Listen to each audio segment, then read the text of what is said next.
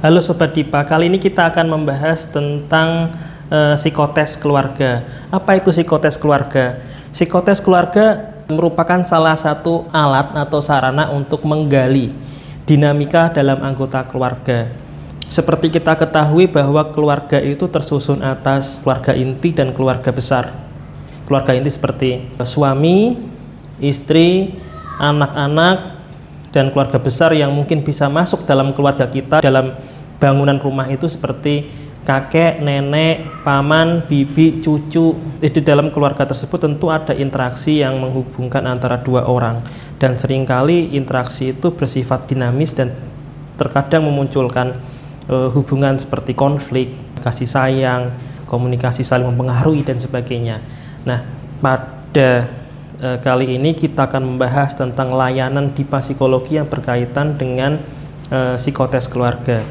Psikotes keluarga dapat membantu memahami perilaku dan kemampuan anggota keluarga sehingga dapat meningkatkan kesejahteraan psikologis dan memperkuat hubungan keluarga.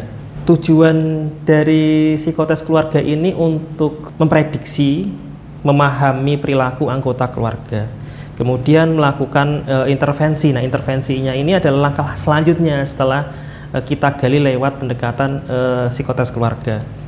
Kemudian membangun interaksi yang positif antara anggota keluarga. Kemudian mendukung anggota keluarga meskipun ada perbedaan pendapat, mempermudah proses resolusi konflik anggota keluarga, dan untuk menyamakan persepsi terkait tujuan, visi misi, cita-cita antara anggota keluarga.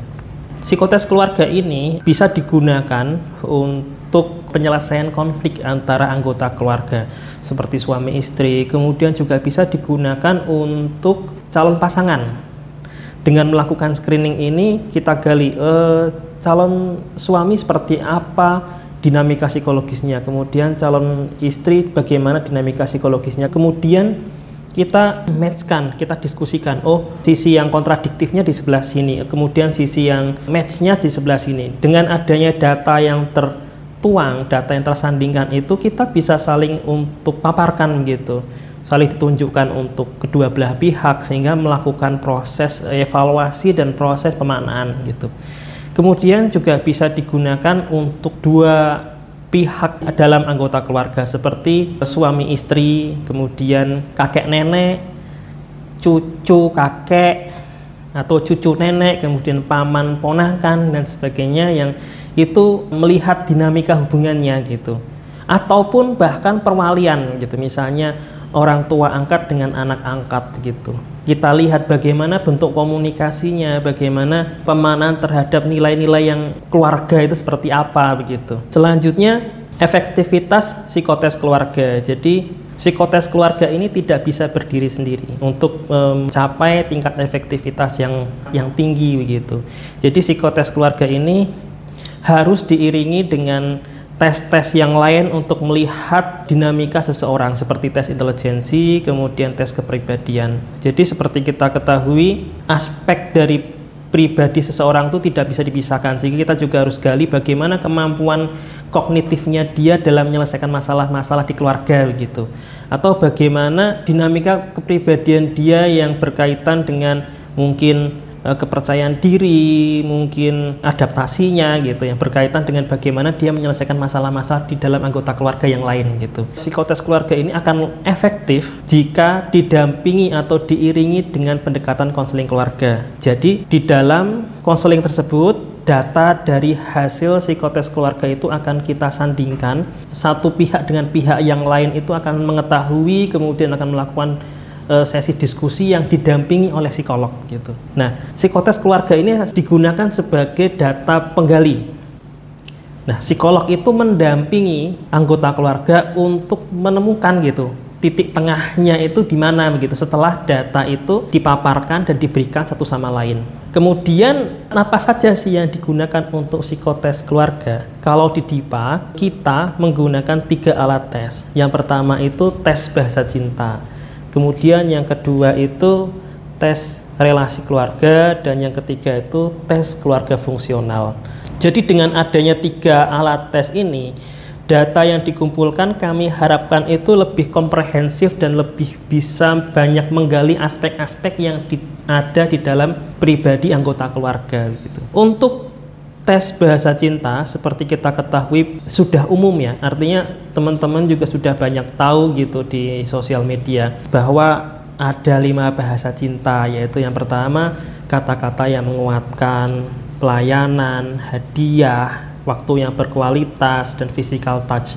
5 bahasa cinta yaitu kata-kata yang menguatkan merupakan perasaan senang ketika menerima atau menunjukkan kasih sayang melalui kata-kata seperti pujian atau penghargaan. Kemudian pelayanan yaitu menunjukkan kasih sayang dengan cara melayani atau memberi tindakan seperti membantu mengerjakan pekerjaan rumah atau membawakan makanan tanpa diminta. Kemudian hadiah. Orang dengan bahasa cinta ini menghargai pemikiran dan usaha di balik pemberian hadiah, bukan hanya nilai materialnya.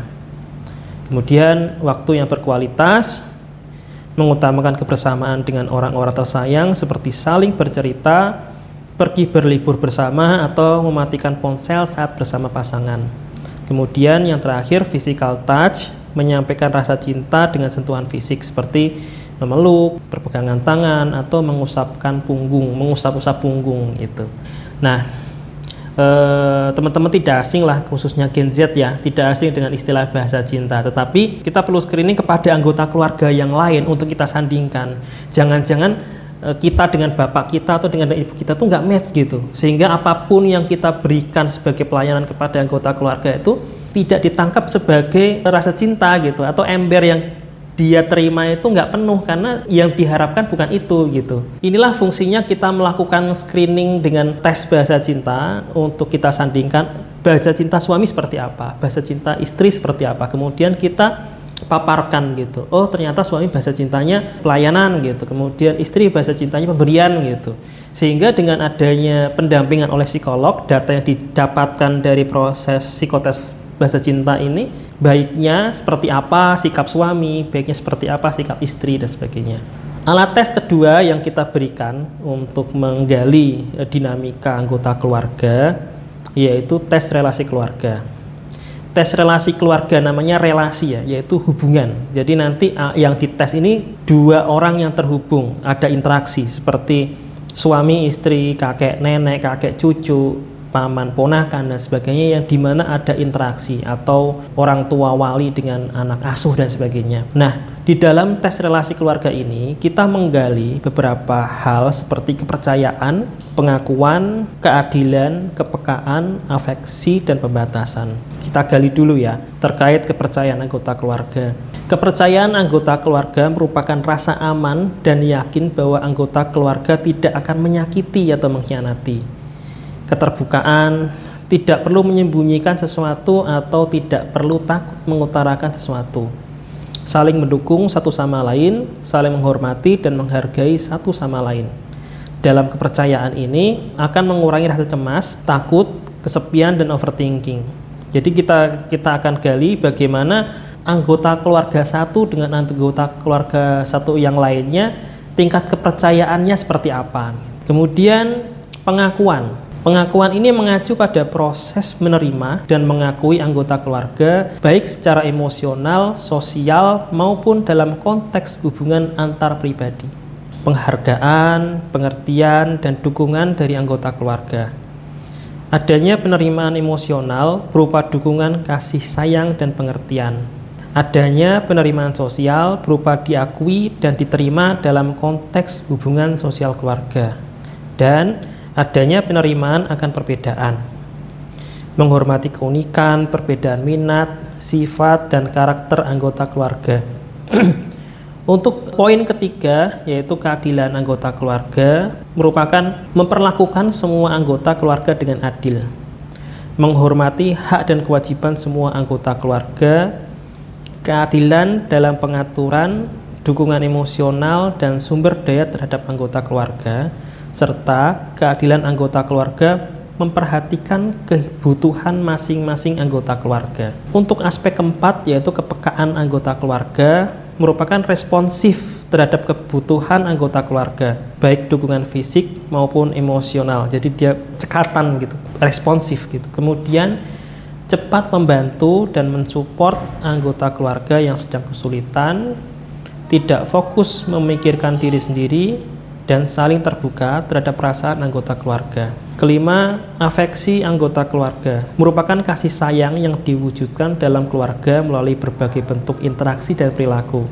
menciptakan ikatan emosional yang kuat, menumbuhkan sikap saling mengerti dan memahami, membangun fondasi psikologis yang sehat, dan mengajarkan cara mencintai dan menyayangi orang lain. Kemudian, pembatasan aturan anggota keluarga merupakan tindakan, ketertiban, ketentuan, patokan, dan petunjuk yang telah ditetapkan dalam keluarga. Membantu anggota keluarga saling menjaga hak dan melakukan kewajiban mereka tanpa melukai anggota keluarga lainnya. Menentukan nilai-nilai dalam keluarga dalam batas aman, berfungsi untuk mengatur anggota keluarga agar dapat berperan dan berfungsi sesuai porsinya masing-masing. Dalam batas ekstrim, berupa pengkangan, ketidakpercayaan, rasa curiga, larangan, dan aturan yang ketat. Nah, tes relasi keluarga yang akan kami berikan tuh bentuknya seperti ini. Jadi data ini akan kami paparkan, akan kami sandingkan antara anggota keluarga satu dengan keluarga yang lain, sehingga kemudian kita diskusikan untuk mencari titik tengah, untuk mencari titik di mana masing-masing anggota keluarga itu memahami, oh karakteristik suami saya seperti ini gitu, oh karakteristik istri saya seperti ini begitu, karakteristik anak saya seperti ini begitu. Nah, data-data ini akan kami paparkan, dibantu oleh psikolog untuk mencari penyelesaian masalah yang ada di dalam anggota keluarga. Kemudian alat tes yang terakhir yaitu tes keluarga fungsional, di mana kata yang ada dalam tes ini adalah fungsional, sehingga ini berkaitan dengan fungsi yang ada di dalam keluarga. Hal-hal yang ada dalam tes keluarga fungsional ini meliputi: 1. Persepsi keuangan dalam keluarga. Kemudian bagaimana keluarga itu menyelesaikan konflik. Di dalamnya ada proses pengampunan, perbaikan hubungan, memaafkan gitu. Yang ketiga, bagaimana anggota keluarga ini melakukan komunikasi. Dan yang terakhir, khusus untuk suami istri berkaitan dengan keintiman seksual. Kita bahas satu persatu berkaitan dengan persepsi keuangan keluarga. Jadi masing-masing kita dari anggota keluarga ini bisa menafsirkan secara berbeda-beda berkaitan dengan uang yang ada di dalam keluarga tersebut, sumber daya keuangan yang ada di dalam keluarga tersebut. Bagaimana menilai saudara kita, bagaimana kita menilai orang tua kita berkaitan dengan persepsi uang. Karena ini nanti akan berhubungan dengan arah keluarga kita mau dibawa kemana gitu, berkaitan dengan kepentingan salah satu anggota dengan anggota keluarga yang lain. Nah, apa saja sih persepsi keuangan itu? 1. Uang sebagai status sosial. Yang kedua, uang sebagai rasa aman. Kemudian uang sebagai alat untuk bersenang-senang. Dan uang sebagai upaya untuk mengontrol. Nah, kita perlu tahu nih, suami kita itu memahami uang itu sebagai apa gitu. Sebagai alat untuk bersenang-senangkah gitu, untuk hedonkah dan sebagainya. Atau uang untuk kita meningkatkan status sosial kita gitu. Kemudian resolusi konflik. Dalam keluarga fungsional ini perlu kita gali bagaimana kebermaafan anggota keluarga dengan yang lain, karena ada anggota keluarga yang susah dan gampang memaafkan.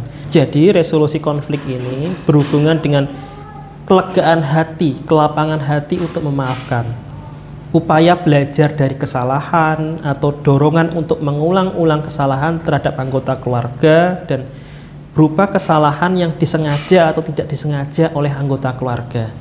Jadi ada anggota keluarga itu yang memiliki karakteristik gampang memaafkan dan gampang minta maaf. Ada juga yang karakteristiknya tidak mau minta maaf dan susah memaafkan. Kita perlu tahu nih karakteristik keluarga kita itu seperti apa gitu. Selanjutnya, komunikasi anggota keluarga. Ini berkaitan dengan bagaimana kita menyampaikan informasi, ide, gagasan gitu, menyampaikan perasaan dan apa yang dibutuhkan secara terbuka kepada anggota keluarga, mampu menyampaikan komunikasi yang baik atau justru menyakiti hati anggota keluarga. Dan yang terakhir, khusus untuk suami istri berkaitan dengan keintiman seksual. Ini tidak bisa kita sepelekan karena keintiman seksual berperan besar terhadap keharmonisan keluarga. Kehangatan interaksi seksual yang berdampak terhadap kepuasan bagi diri sendiri dan pasangan. Nah, aspek-aspek atau hal-hal yang ada dalam penggalian tes ini akan kami paparkan menjadi laporan utuh gitu yang akan kita berikan ke psikolog untuk membantu menyelesaikan masalah klien. Jadi fungsi dari psikotes keluarga ini adalah untuk proses introspeksi dan proses membantu jalannya konseling sehingga psikolog punya data. Masing-masing dari anggota keluarga punya data untuk menjadi bahan diskusi. Jadi Sobat Dipa, demikianlah penjelasan kami tentang psikotes keluarga. Semoga tes ini bisa memberikan manfaat bagi teman-teman. Jika teman-teman berminat atau berkeinginan untuk melakukan tes keluarga itu, silakan hubungi Dipa, silakan hubungi kami. Nanti kami akan memandu proses pelaksanaan psikotes. Semoga video ini bermanfaat.